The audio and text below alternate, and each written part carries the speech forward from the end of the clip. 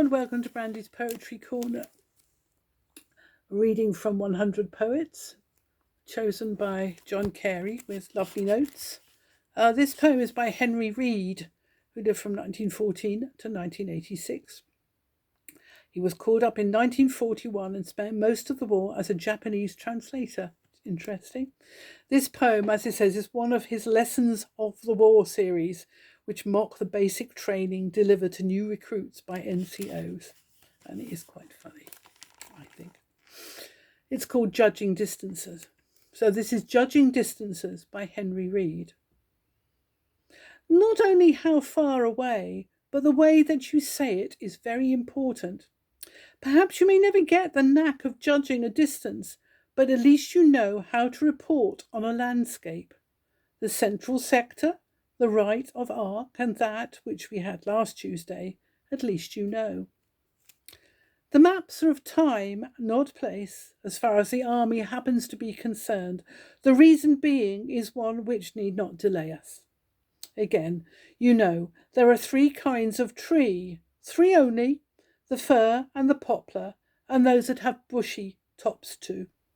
And lastly, the things only seem to be things.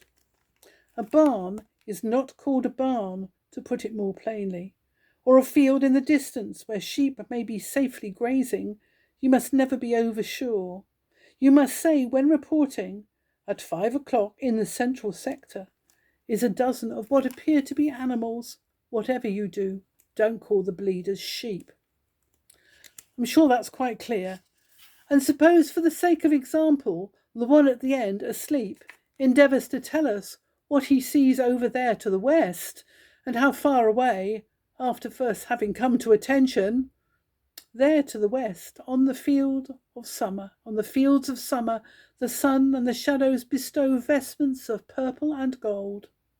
The still white dwellings are like a mirage in the heat, and under the swaying elms a man and a woman lie gently together, which is perhaps only to say there is a row of houses to the left of Arc, and that under some poplars a pair of what appear to be humans appear to be loving.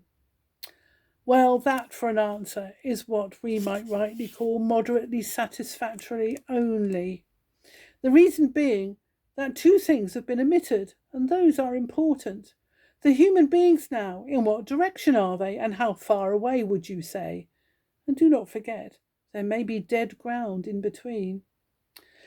There may be dead ground in between, and I may not have got the knack of judging a distance.